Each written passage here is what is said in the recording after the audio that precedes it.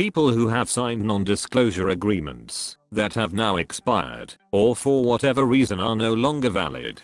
What couldn't you tell us but now can? I signed an NDA to waitress at a local family-owned restaurant. The owner was nuts, definitely had a severe personality disorder, and was worried about his recipes getting leaked. The restaurant is dead now, and his secret recipes consisted almost solely of frozen. Apple 100% replaced the iPhone for users because of a shitty antenna. We were instructed to dodge, deflect, and deny this was the issue. Cell phone providers were shit. The phone was a fluke. It didn't matter. Don't admit fault. But if they were there for reception versus water damage, buttons or battery life, you had to make sure you were swapping them with the newer batch iPhone 4 swaps, rather than the typical batch swaps. It was a recall without being a recall, but only if you had reception issues. I signed an agreement at my last job that I'd never sue them over anything ever. In exchange I was allowed to get yearly raises. After I left that job I joined a class action suing them for making me sign that and holding raises hostage. Made quite a bit from that. I had to sign an NDA because I was part of a test screening for the Dark Tower with Idris Elba. Tried to tell them it sucked. They didn't want to listen. I worked for a native casino. The golf courses lost a ton of money for us, as did the advertising for the courses. Food we generally broke even on because of all the carbs. If a crime was committed by a dealer, they would watch the dealer for 3 months to see if there were accomplices. They used facial recognition and would pair match you, so if the same person sat with the same dealer over and over, they would know. This way they could look for accomplices. Then when they busted you, they would sit you down and make you watch a video of you breaking the law. They did this because they wanted you to plead guilty as opposed to an expensive trial. Recycling company would throw away a lot of stuff. They collected the money from government subsidies while leaving the employees to a bad salary in a hazardous workplace. R/OSHA would have freaked out. That included having dirty syringes. Thank God I didn't get stabbed by one, where people would sort the materials. It was awful. A certain global conferencing company still saves passwords for their web products in plain text. Any, and I mean any, employee that works there can see the password.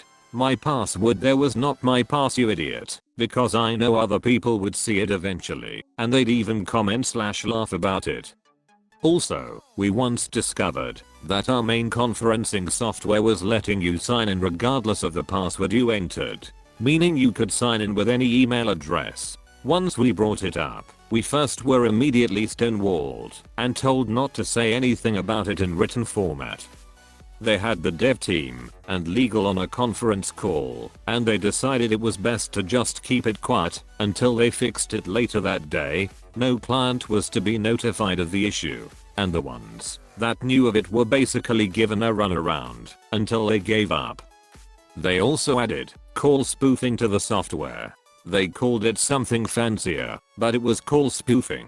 You could make a call and make it appear from any number you wanted. My team raised this concern many times, but were countered with no one will actually use it for that. That place was a gold mine of security risks. I was an intern at a company and we were grouped with other interns across the US and given a project to work on aside from our normal intern responsibilities. My group was tasked to look at their current incentive program and the one they were moving to, and then come up with various ways they could be improved. 2 weeks before our presentation, someone way above each of our managers had us shred all our work and sign NDAs. A couple years later the story broke about their incentive programs, where employees were opening up fraudulent accounts for customers in order to gain more incentive rewards. Macaroni and Cheese are coming out with a more modern and upscale version to expand their market from lower income folks to higher income folks. It is almost entirely the same product as the 69-cent blue box, but will have a lighter, less orangey color. They will be sold as shells and not macaroni. The box will be shaped differently, and it will go for $2.50 or more. stated to be released by 1995. Had to sign a NDA for a secure shipment that came into a building I ran security at. Shipment came in at 2 AM unmarked transit van. 2 guys had to verify their biometrics and give me the correct password. Then was required to deactivate the cameras on the floors along the travel routes they took inside the building and wipe the footage of them entering and leaving. Long play videotapes so easy to oops tape got chewed. They unpacked a set of vases and trundled off to put them in a private vault. Don't know what the hell was in them, but I've seen less security for pallets of precious metal bullion. Thanks for the silver anonymous dude. Also, I'm glad people enjoyed my little work story. 15 years in the industry and this is one story that I'll always remember. My dad did some top secret contract work for the DoD back in the 1960s, and he signed a lifelong NDA as part of that job. He's dead now, so I guess it's safe to talk about it. The thing is, he never did break the NDA in any context. The strange part was that the NDA specifically prohibited him from using certain words ever again. The trouble is, some of the words are common vocabulary, and it became obvious over the years which words he did not use. Words I know he could not say because he would find other ways of saying them instead, included ball, balloon, briefcase, bomb, and nuclear. It would have made more sense for him to just say there's a balloon instead of there's an inflatable latex object, but you gotta do what you gotta do. Eventually he did gradually stop avoiding those words for the most part, although he would not discuss the NDA. I was in the first test screening audience for John Wick 3, and I think the NDA has expired, since the movie is now out. The visual effects were still unfinished, and several scenes had just placeholder cards that described what occurred in the missing scene. It was really interesting being able to see the animal handlers running along with the animals, wearing full-body black spandex suits, before they were digitally deleted from the final film. I thought it was really interesting, and it's just not something you'd think about being there. I had to sign an NDA when I bought my first car. I signed and paid base model price when it was actually the fully loaded Model 9K off. I spent 4 hours dealing with the owner of the dealership and his conclusion was to sign an NDA and leave 5 stars on all surveys. About a month later I got a call from an auditor asking me how long I had worked at Jeep. They must have tried to claim I was an employee to cover up the price loss on the vehicle. I saw the last Pirates of the Caribbean 1 year before it came out. The CGI was partially done. We were actually the very first people to see it. They recorded our reactions with night vision equipped cameras. We didn't know which movie we were seeing until we all got seated. Jerry Bruckheimer, the actor that played young Henry, and somebody else were sitting 3 seats away from me. When I finally saw the finished movie in the theater, it was quite different.